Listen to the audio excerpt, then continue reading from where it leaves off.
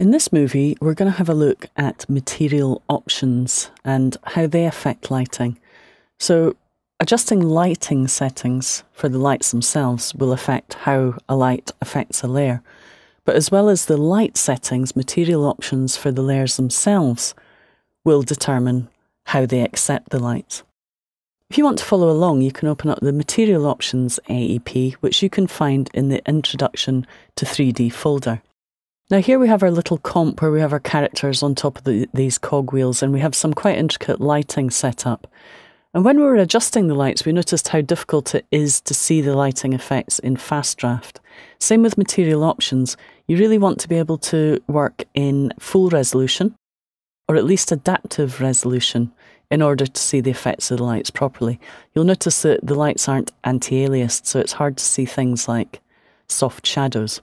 If I put adaptive resolution on, it shouldn't take too long to render that, and we can see that we get a much better quality rendering of our shadows and also of our material options.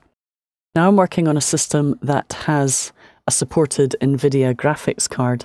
If you want to find out whether your system has a supported card, you can check the Adobe website for details. And you'll notice that it's very quick to render using a supported graphics card. Now, I'm on a Mac with an ATI card normally, and with that, I would have difficulty working in adaptive resolution, let alone full quality. So it's worthwhile considering either upgrading to a new card or a new machine with a supported graphics card if you're going to be doing a lot of 3D.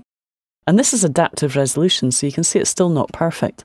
If we go up to full high quality, which is final quality, again, on this machine, it shouldn't take too long to update, and you should see an improvement of quality, even higher quality. And if you go up to full resolution, that will look its absolute best.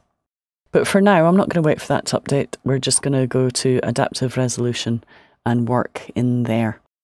So let's have a look at how these layers react to light.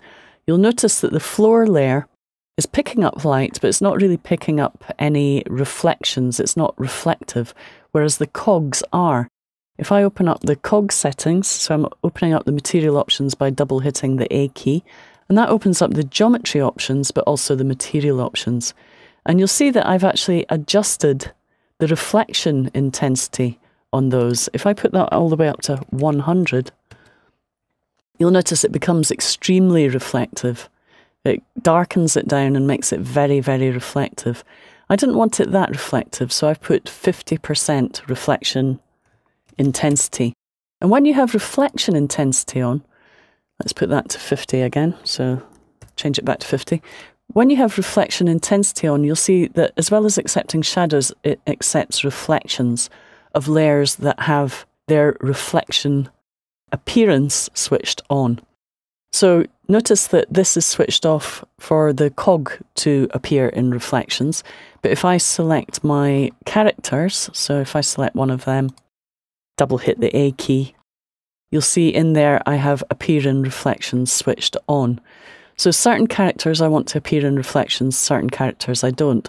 For example, the background I've got switched off.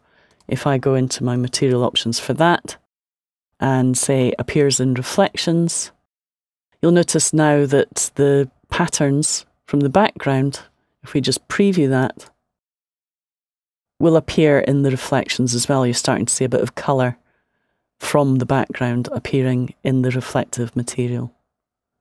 And you can see clearly that girl's leg being reflected in the cogs. So the cogs are quite shiny and reflective. What else makes them shiny? Well, some of the other settings that I've changed, and if you want to figure out what's been changed to get that reflective setting, select the cog and just go to Animation Reveal Modified Properties. And you'll see that the other material options I've adjusted are specular intensity and specular shininess. And that gives us a much more shiny look to our cogs. We can also adjust the ambient and diffuse light to determine how much light is accepted, how dark or how light the cogs appear. And we've also adjusted the metal setting. If you reset properties, you can see whether I've reduced them or increased them. So that one I'd actually reduced down to 80%. Now I tend to do this by trial and error. I tend to just move through these properties and adjust them to taste and figure out what I want that way. If you're more scientific in your approach, you can also work that way too. And you can also adjust the reflection intensity, as I said. So if I want to make that more or less reflective, I would increase that. And I can also increase or decrease the sharpness of the reflection. So what about if I wanted to make the floor reflective, for example? What would I do? Well, I'd go into my material options.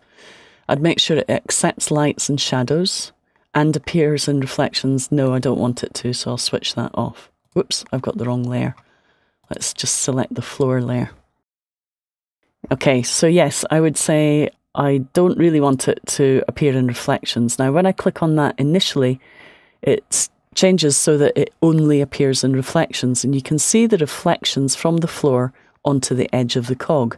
If I switch that again, it switches it off, so no colour from the floor reflects on the cog. If I switch it again, it switches it on, so we get a little bit of blue colour reflecting onto that. And I actually quite like that, so I'm going to leave it. Now, the next thing we're going to do is we're going to move down here and we're going to put our reflection intensity up to 100. And this is where you'll really see the power of the reflections.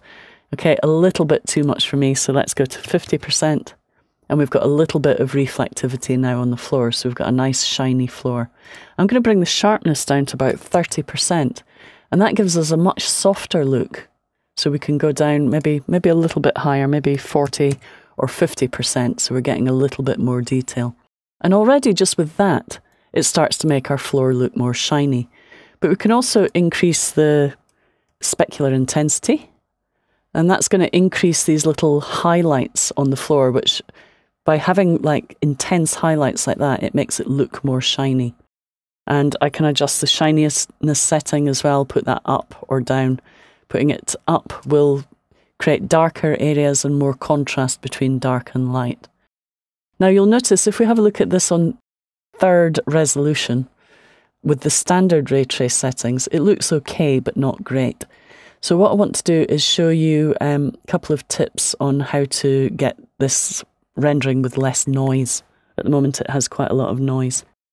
So let's just make this full screen. And I'm doing that by hitting the tilde key. And I've gone to half resolution, which should be enough for us to see. And what we're going to do is go down here and go from adaptive resolution to final quality.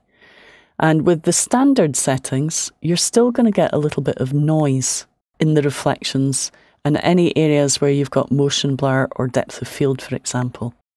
So what you really want to do if you want to get the highest quality is click on Ray Trace 3D and go into the options, and the default ray tracing quality is 3. I find that if you put that up to a value of about 8 and change the anti-aliasing filter to cubic, that you tend to get better results. Now that will take longer to render. You can see there my mouse is reflecting the fact that After Effects is having to think a little bit about that. But already you can see that we've got much smoother results. And actually on this machine, with the supported graphics card, it doesn't take too long to render, probably about 2 or 3 seconds per frame. A lot better than on my poor old Mac. Now obviously at full resolution it would take a little bit longer, but you can see that considering the quality of the lighting and the reflectivity, it's pretty fast. I mean, that's going to render a couple of seconds within a minute or so. So that's a little bit about how you can use some of the new settings in the material options, like reflection intensity and sharpness. There's also reflection roll-off as well, if you want the reflections to roll off after a certain amount of time instead of be constant. You can adjust that setting there. So have a play with those new settings. If you want more of a description of what these settings do, then and more of a technical description of what they do, you can check out the online help for some more details. So let's just play a little bit of that so we can see how it looks. Okay, so really nice to be able to incorporate some real 3D elements in the scene.